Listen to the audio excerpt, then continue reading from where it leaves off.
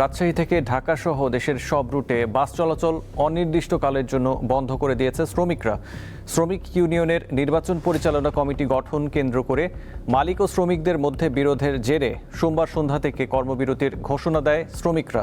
হঠাৎ এই সিদ্ধান্তে দূরপাল্লার যাত্রীরা চরম দুর্ভোগে পড়েছে। অনেক যাত্রী বাস টার্মিনালে ঘন্টার পর ঘন্টা অপেক্ষা করেও রাজশাহীতে মোটর শ্রমিকদের কর্মবিরতির ফলে সৃষ্ট পরিস্থিতির খবর নিয়ে যোগ দিচ্ছেন সহকর্মী ইউসুফ আদনান। বাস চলাচল না করায় যাত্রী ভোগান্তির পাশাপাশি শ্রমিকদের কর্মবিরতি অবসানের লক্ষ্যে কোনো পদক্ষেপ এগিয়ে এসেছে, কোনো পক্ষ কি এগিয়ে এসেছে, কি বলছে সবাই জানান। আসিফ, রাজশাহী মোটর শ্রমিক ইউনিয়নের এই মুহূর্তে আমি রয়েছি রাজশাহীর ঢাকাস্থ শিরোল বাস টার্মিনালে। এখান থেকে আমরা দেখেছি সকাল 6টা থেকে কোনো বাস চলাচল করছে না। এর ফলে চরম ভোগান্তিতে পড়েছেন সাধারণ যাত্রীরা। বিভিন্ন গন্তব্যে যাওয়ার জন্য যে সকল যাত্রীরা আসছেন তারা আসলে তাদের গন্তব্যে পৌঁছাতে পারছেন না। তারা এখানে এসে কাউন্টারে এসে তারা আসলে ফিরে যাচ্ছেন এবং কাউন্টারের যারা ম্যানেজার রয়েছে তাদের সাথেও আমি কথা বলেছি। তারা বলছেন যে সকল যাত্রীরা আগে অগ্রিম টিকিট ক্রয় করেছে তাদের টিকিটের টাকা ফেরত দেওয়া হচ্ছে।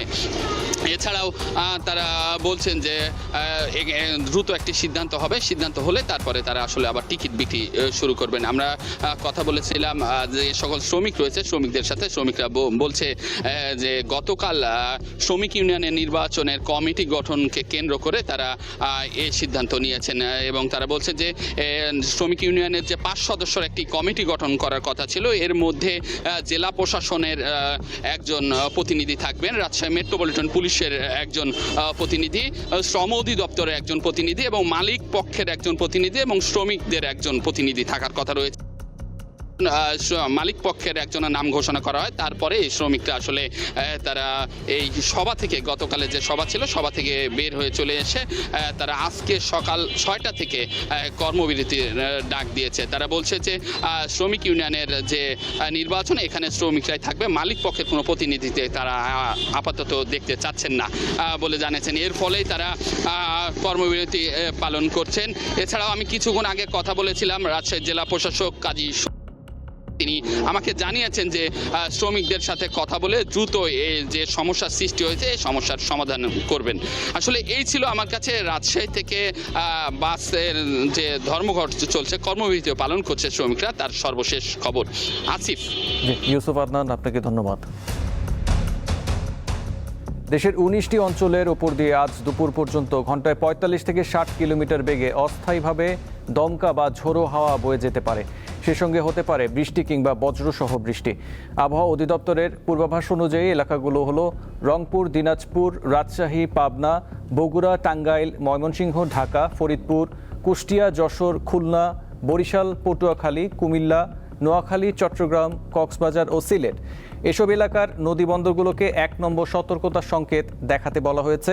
আবহাওয়া অধিদপ্তর জানিয়েছে 16 জুলাই থেকে সারা দেশে ভারী বৃষ্টি হতে পারে।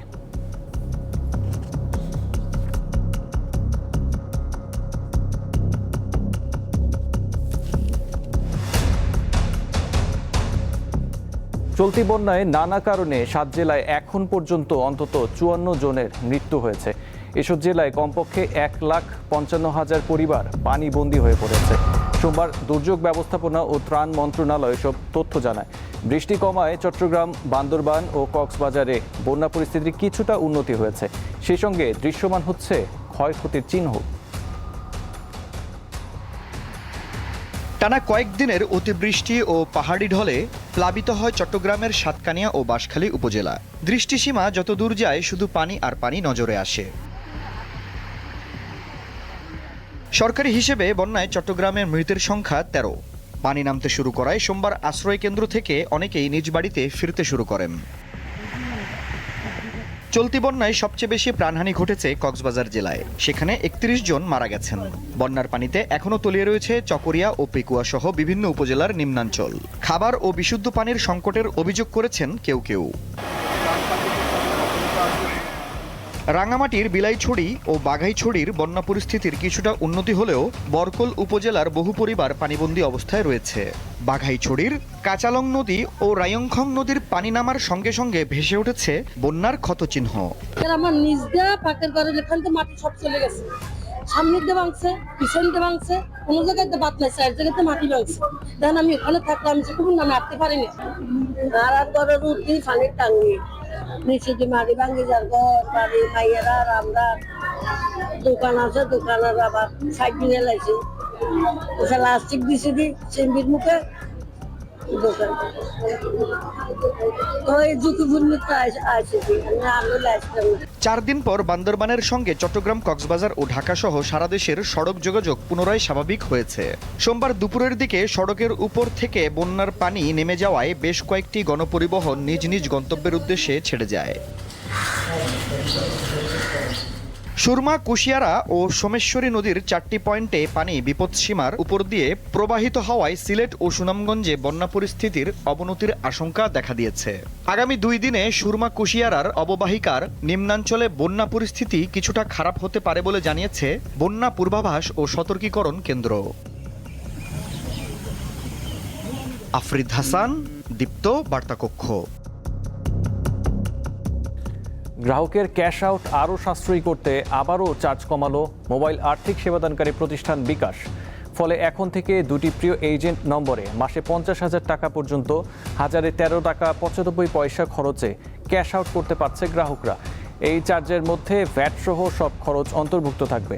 বিকাশ জানিয়েছে, দেশের যে কোনো প্রান্ত থেকে তাদের 8,40,00,000 গ্রাহকের দৈনন্দিন আর্থিক লেনদেন আরও সাশ্রয়ী করবে এই উদ্যোগ। সারা দেশে ছড়িয়ে থাকা 3,50,000-এর বেশি বিকাশ এজেন্ট থেকে ক্যালেন্ডার মাস অনুযায়ী নিজের সুবিধা মতো 2 জন বিকাশ এজেন্টকে প্রিয় এজেন্ট হিসেবে যোগ করে নিতে পারবে গ্রাহকরা।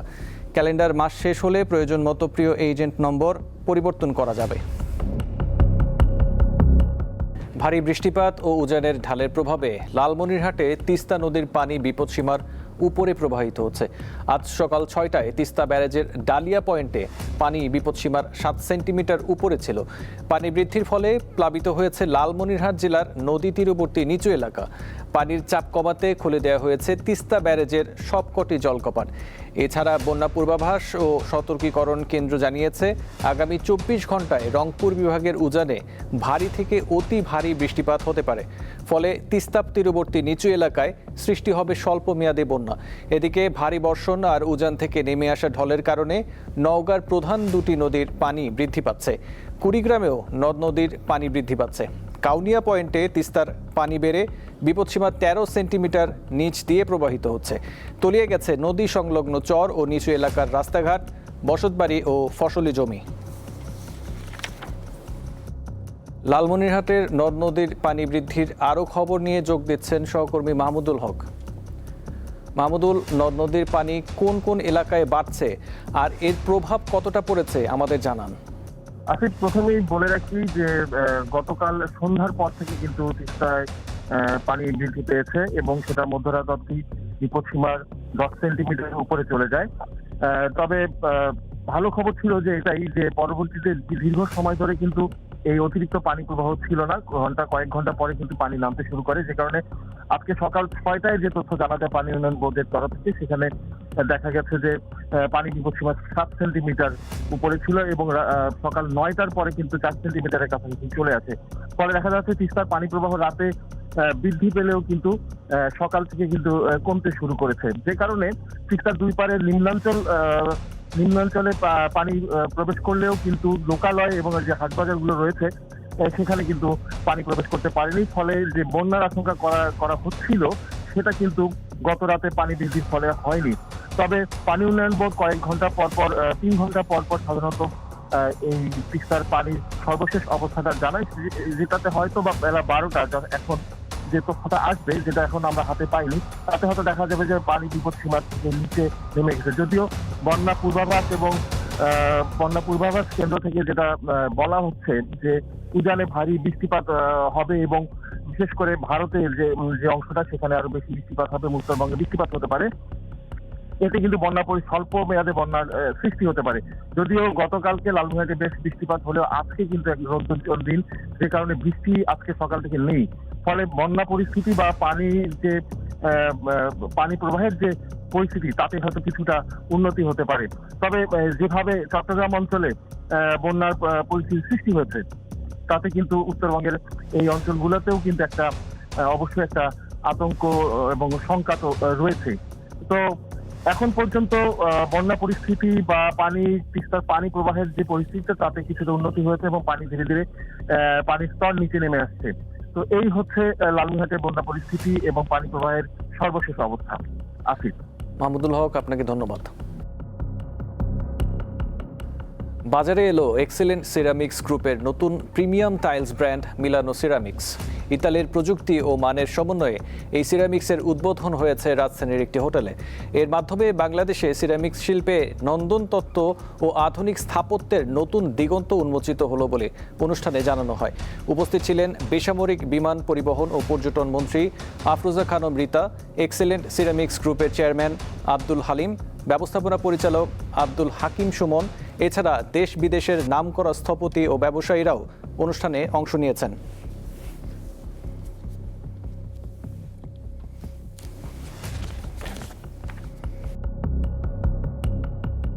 টানা বৃষ্টি ও জলাবদ্ধতার মধ্যে সোমবার এইচএসসি পরীক্ষা নেওয়ার প্রতিবাদে শিক্ষামন্ত্রী আনম এহসানুল হক মিলনের পদত্যাগ দাবি করেছেন একদল শিক্ষার্থী।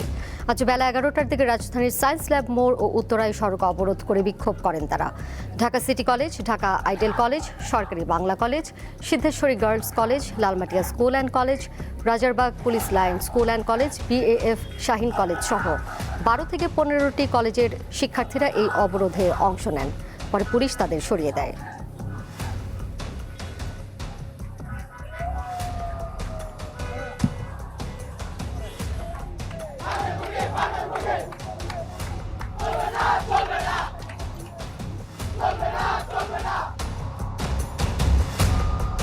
এদিকে বগুড়ায় শিক্ষামন্ত্রীর পদত্যাগ দাবিতে আজ সড়ক অবরোধ ও বিক্ষোভ করেছেন শিক্ষার্থীরা।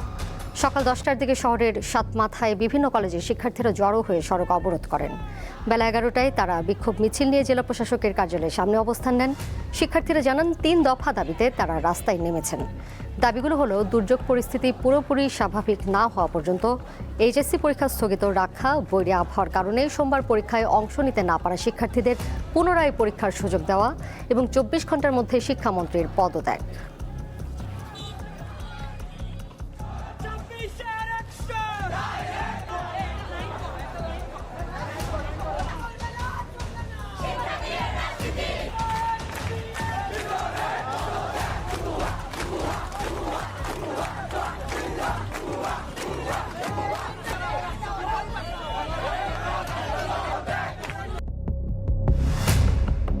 প্রধানমন্ত্রী তারেক রহমান বলেছেন, মেধাবী উদ্যোক্তাদের সহযোগিতা করতে সরকার প্রস্তুত। সকালে ঢাকা বিশ্ববিদ্যালয়ের নবাব আলী চৌধুরী সিনেট ভবনে তারুণ্য, স্টার্টআপ ও সম্ভাবনার বাংলাদেশ শিরোনামে অনুষ্ঠানের উদ্বোধনীতে এসব কথা বলেন প্রধানমন্ত্রী। তিনি বলেন, একজন স্টার্টআপ উদ্যোক্তাকে 5 লাখ টাকা থেকে 5 কোটি টাকা পর্যন্ত সহযোগিতা করার চেষ্টা করবে সরকার। উদ্যোক্তা হয়ে দেশকে এগিয়ে নেওয়ার আহ্বান জানান প্রধানমন্ত্রী তারেক রহমান।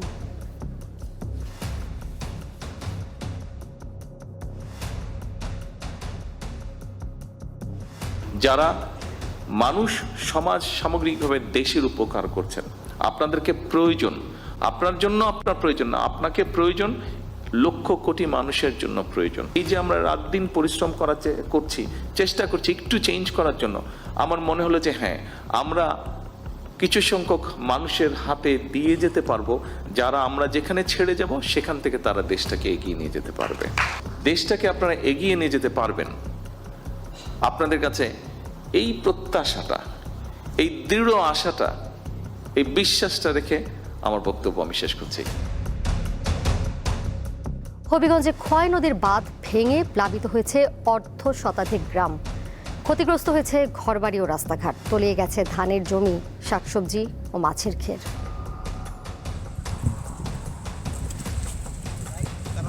হবিগঞ্জ সদর উপজেলার লস্করপুর ইউনিয়নের কালীগঞ্জের খোয়াই নদীর এই বাঁধ ভেঙে প্রায় অর্ধশতাধিক গ্রাম প্লাবিত হয়। গত 3 দিন ধরে সাধারণ মানুষ ভোগান্তি পোহাচ্ছেন। বন্যার পানিতে তলিয়ে গেছে অর্ধ লক্ষাধিক মানুষের ঘরবাড়ি। বিশেষ করে যত দিন অতিবাহিত হচ্ছে ক্ষতির পরিমাণ ততই বাড়ছে।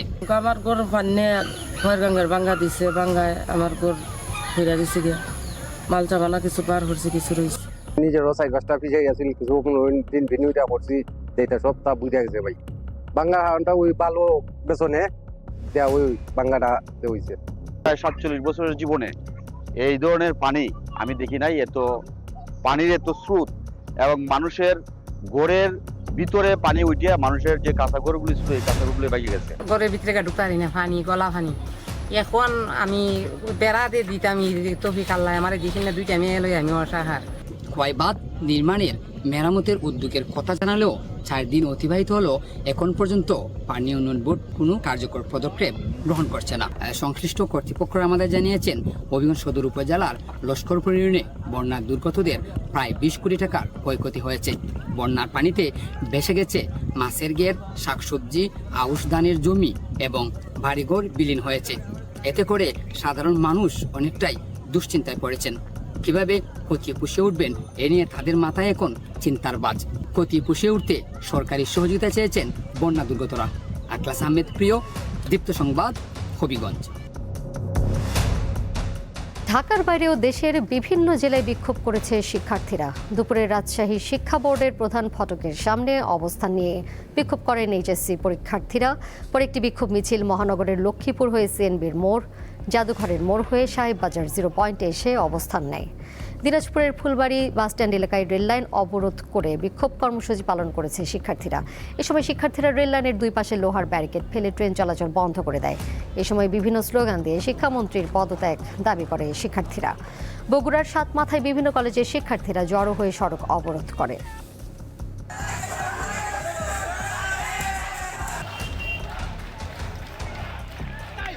দিনাজপুরে বিক্ষোভ করছেন এইচএসসি পরীক্ষার্থীরা। বিস্তারিত জানবো, সহকর্মী সুলতান মাহমুদ সরাসরি যুক্ত হয়েছেন আমাদের সাথে। সুলতান, পরীক্ষার্থীদের মূল দাবিগুলো কি কি জানাবেন এবং এখন ঠিক কি পরিস্থিতি দেখতে পাচ্ছেন? ট্রেন চলাচল কি স্বাভাবিক হয়েছে কিনা, নাকি তারা এখনো অবস্থান নিয়ে আছে?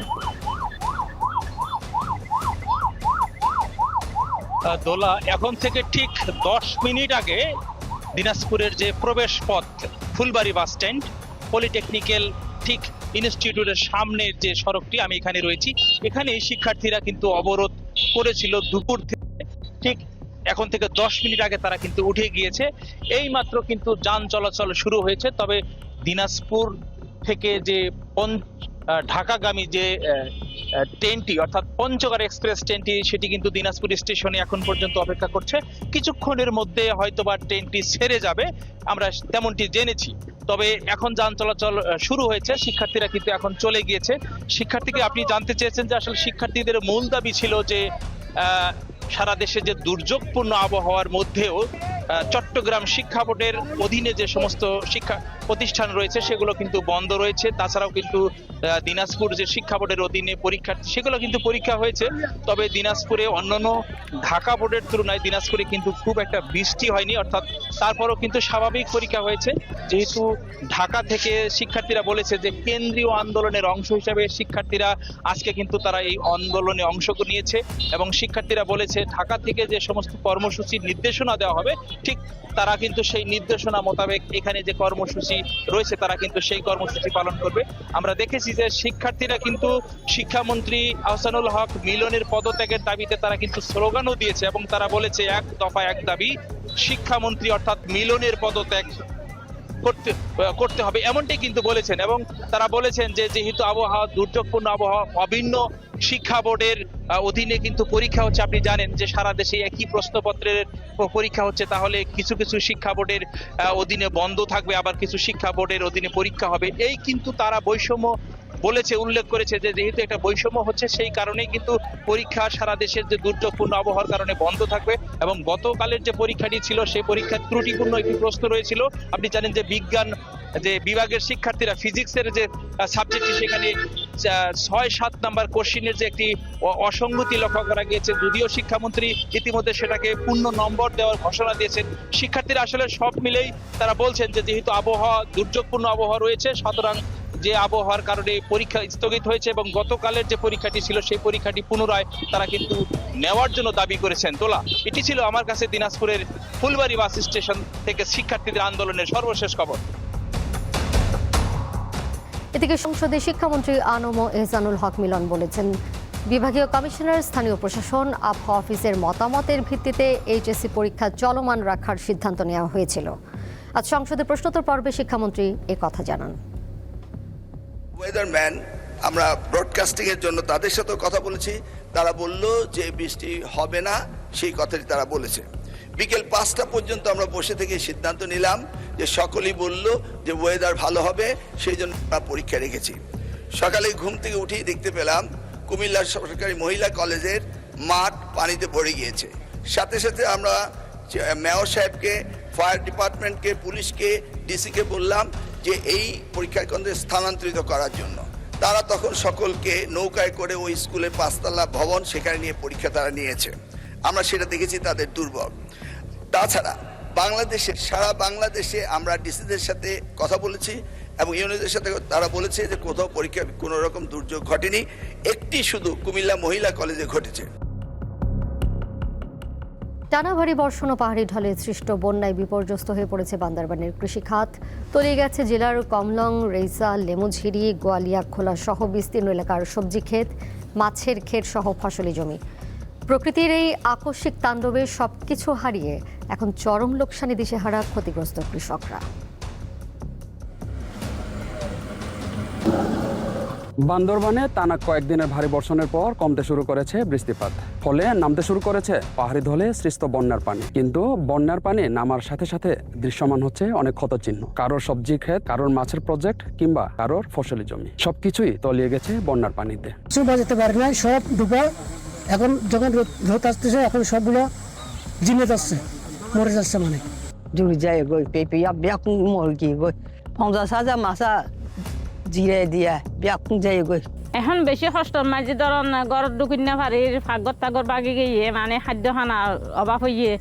বরবটি খেতি, লাউ খেতি, মিষ্টি কুদু, পাতা খেতি, সৈন খেতি, বিভিন্ন খেতি করে সব ডুবাই গেছে। কৃষকরা বলছেন, মহাজনের কাছ থেকে কিংবা ব্যাংক থেকে যে চড়া সুদে ঋণ নিয়েছেন সেগুলা কিভাবে পরিশোধ করবেন এ নিয়ে দুশ্চিন্তায় পড়েছেন তারা। পানি ডুবিতে আর সাতা ইয়ে কিছু বাঁচানো পারে। টাকা লোন নিয়ে এগুলো করছি, এখন এগুলো সবগুলা বেসে গেছে। পিছনে প্রায় 2.5 লাখ টাকার মতো খরচ হয়েছে। আমার কাছে আড়াই মনে করেন আমার 1,20,000 টাকা গেছে। এই 10-12,000 টাকা পাইছে, আর পাইছে না, সবগুলো চলে গেছে। বন্যা শুধু ক্ষেতের ফসল আর মাছের ঘেরতায় ভাসিয়ে নিয়ে যায়নি, নিয়ে গেছে শত শত কৃষকের সারা জীবনের সঞ্চয় আর শেষ সম্বলটুকু। প্রকৃতির এই আকস্মিক ক্ষত কাটিয়ে এই দিশেহারা মানুষগুলো কবে নাগাদ আবার স্বাভাবিক জীবনে ফিরতে পারবেন, সেই উত্তর হয়তো কারোর জানা নেই। কেময়ং মার্মা, দীপ্ত সংবাদ, বান্দরবান। সিলেটের এমসি কলেজ ছাত্রাবাসে তরুণীকে তুলে নিয়ে দলবদ্ধ ধর্ষণের মামলায় 8 আসামির মধ্যে একজনকে মৃত্যুদণ্ড দিয়েছে আদালত। 3 জনকে দেওয়া হয়েছে যাবজ্জীবন কারাদণ্ড, বাকি 4 জন বেকসুর খালাস পেয়েছেন। দণ্ড খালাসপ্রাপ্ত সবাই নিষিদ্ধ সংগঠন ছাত্রলীগের সাবেক কর্মী। দুপুরে সিলেটের দ্রুত বিচার ট্রাইব্যুনালের বিচারক স্বপন কুমার সরকার এই রায় দেন। 2020 সালের 25 সেপ্টেম্বর রাতে সিলেটের এমসি কলেজ ছাত্রাবাসে স্বামীকে আটকে রেখে এক তরুণীকে দলবদ্ধভাবে ধর্ষণের ঘটনা ঘটে। এই ঘটনায় ভুক্তভোগীর স্বামী শাহপরান থানায় 6 জনের নাম উল্লেখ করে এবং 2 জনকে অজ্ঞাতনামা আসামি করে নারী ও শিশু নির্যাতন দমন আইনে মামলা করেন।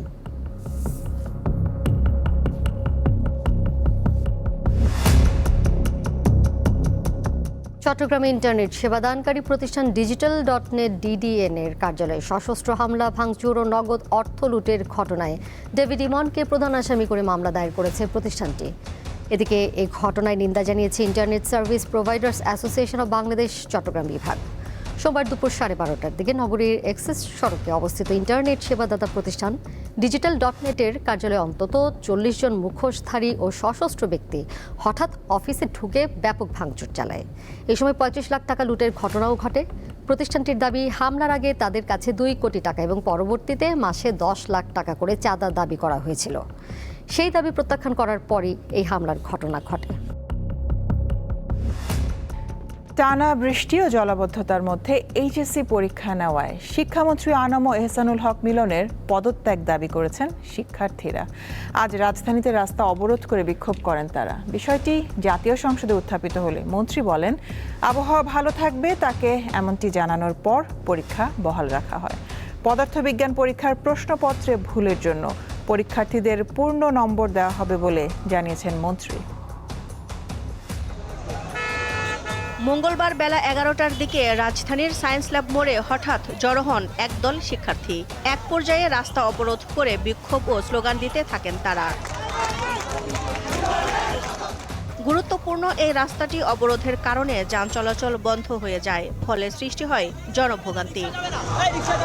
শিক্ষার্থীদের অভিযোগ, টানা ভারী বৃষ্টিতে রাজধানী সহ দেশের বিভিন্ন এলাকায় জলাবদ্ধতা তৈরি হয়। এর মধ্যে এইচএসসি পরীক্ষা হওয়ায় তাদেরকে চরম অসুবিধায় পড়তে হয়। জলাবদ্ধতা ও বন্যার সময় পরীক্ষা স্থগিত রাখার দাবি জানান শিক্ষার্থীরা। তারা মাঠ পর্যায়ে পর্যবেক্ষণ না করে এরকম একটা সিদ্ধান্ত তারা গ্রহণ করছে, এটার আমরা তীব্র নিন্দা জানাই। হাঁটু পরিমাণ কোমর পরিমাণ পানি পার হয়ে আমাদের এক্সাম দিতে হয়েছে। আমার কেন্দ্র পড়েছে অনেক দূরে, আমি কিভাবে যাব সেখানে? তিনি কালকে এসি রুমে বসেছিলেন এবং শিক্ষার্থীরা এই পর্যন্ত পানি নিয়ে পরীক্ষা দিতে গিয়েছে। সায়েন্স ল্যাব মোড় ছাড়াও ঢাকা বিশ্ববিদ্যালয়ের উপাচার্যের বাসভবনের সামনে এবং উত্তরায় শিক্ষার্থীরা জড়ো হয়ে বিক্ষোভ করেন। বৈরী আবহাওয়ার মধ্যে কেন পরীক্ষা নেওয়া হলো, জাতীয় সংসদে একজন স্বতন্ত্র সদস্য তা জানতে চান। শিক্ষামন্ত্রী এর ব্যাখ্যা দেন। ওয়েদারম্যান আমরা ব্রডকাস্টিং এর জন্য তাদের সাথে কথা বলেছি, তারা বলল যে বৃষ্টি হবে না, সেই কথাটি তারা বলেছে। বিকেল 5টা পর্যন্ত আমরা বসে থেকে সিদ্ধান্ত নিলাম যে সকলেই বলল যে ওয়েদার ভালো হবে, সেই জন্য আমরা পরীক্ষা রেখেছি। পদার্থবিজ্ঞান প্রথম পত্রের প্রশ্নপত্রে ভুলের বিষয়টি স্বীকার করেন শিক্ষামন্ত্রী। আমরা এসে কোনো কোশ্চেন তৈরি করতে পারিনি, বিগত গভর্নমেন্টের যে মডারেটর ছিল তারাই কোশ্চেন করেছে। তবুও আমরা তাৎক্ষণিকভাবে ঘোষণা দিয়েছি যে ফিজিক্সের 6 এবং 7 দুইটি কোশ্চেন ভুল হয়েছে, সেটাকে আমরা ফুল ক্রেডিট দিয়ে দেব, সেটা আমরা বলেছি। দিলশা দানি, দীপ্ত সংবাদ, ঢাকা। ডক্টর মোহাম্মদ ইউনূসের 666 কোটি টাকার কর মওকুফ বা মামলা তুলে নেওয়ার খবর সম্পূর্ণ মিথ্যা ও ভিত্তিহীন বলে জানিয়েছেন তার আইনজীবী ব্যারিস্টার আব্দুল্লাহ আল মামুন। তিনি জানান, গ্রামীণ কল্যাণের কর সংক্রান্ত মামলাটি এখনও হাইকোর্টে বিচারাধীন রয়েছে। মঙ্গলবার হাইকোর্টে এক ব্রিফিংয়ে ব্যারিস্টার মামুন জানান, 2004 থেকে 2017 সাল পর্যন্ত চুক্তির ভিত্তিতে পাওয়া মুনাফার ওপর গ্রামীণ কল্যাণ এরই মধ্যে 15% হারে উৎসে কর বা ট্যাক্স অ্যাট সোর্স পরিশোধ করেছে। কিন্তু 2017 সালে একজন জয়েন্ট কমিশনার তার এখতিয়ারের বাইরে গিয়ে বেআইনিভাবে পুনরায় এই 666 কোটি টাকা কর আরোপ করেন। এর বৈধতা চ্যালেঞ্জ করে গ্রামীণ কল্যাণে দায়ের করা দুটি রিট মামলা বর্তমানে হাইকোর্টের একটি বেঞ্চে শুনানির অপেক্ষায় রয়েছে। সংবাদের মাধ্যমে আসলো যে ডক্টর মোহাম্মদ ইউনূস সাহেব ক্ষমতা থাকাকালীন অবস্থায় এই মামলাটা তার পক্ষে উইথড্র করে নিয়েছেন। আমার মনে হয় আপনাদের এমন কোনো মিডিয়া নাই এইটা প্রচারিত হয় নাই জনগণের কাছে। আসলে মামলার জায়গায় আছে, বর্তমানে এটা পেন্ডিং আছে, আমরাই নিজেরাই এটাকে লিস্টে এনেছি।